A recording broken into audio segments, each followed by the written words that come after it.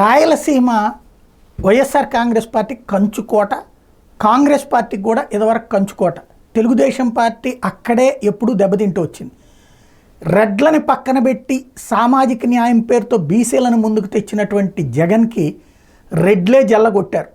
అది నిన్న మొన్న నేను కొన్ని వీడియోస్లో కూడా గుర్తు చేశాను. ఎందుకంటే జగన్కి అహంకారం వచ్చేసింది, ప్లస్ అతన్ని కంటిన్యూ చేయనిస్తే కనుక ఇక రెడ్లను పక్కన పెట్టేస్తాడు, ఆంధ్రప్రదేశ్లో ఇక రెడ్ల పని అయిపోతుంది అన్నటువంటి కసి వచ్చింది. అందుకనే రెడ్లు పోలరైజ్ అయ్యారు.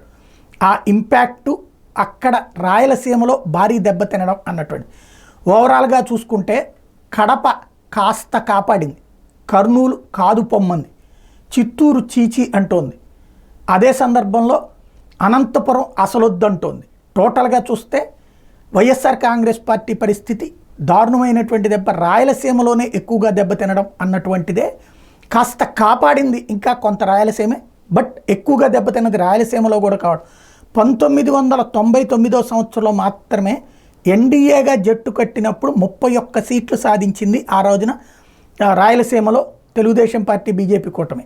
ఆ తర్వాత ఇప్పుడు ఆ రేంజ్లో రాయలసీమలో అది దాటి అన్నటువంటిది కనబడుతుంది. అంటే రాయలసీమ బిడ్డగా రాయలసీమ ఆశీస్సులు అతన్ని వాస్తవంగా 2014లో కాపాడింది. దాదాపుగా అప్పుడు 22 సీట్లు తెలుగుదేశానికి వచ్చిన లీడ్ అక్కడ వైసీపీదే ఉంది. 2019లో అయితే 52లో 49 కొట్టి ఇప్పుడు రాయలసీమే కాదు పొమ్మన్నటువంటి కాన్సెప్ట్ ఇక్కడ స్పష్టంగా కనబడుతుంది. అదే జగన్కి అతిపెద్ద దెబ్బ అయింది.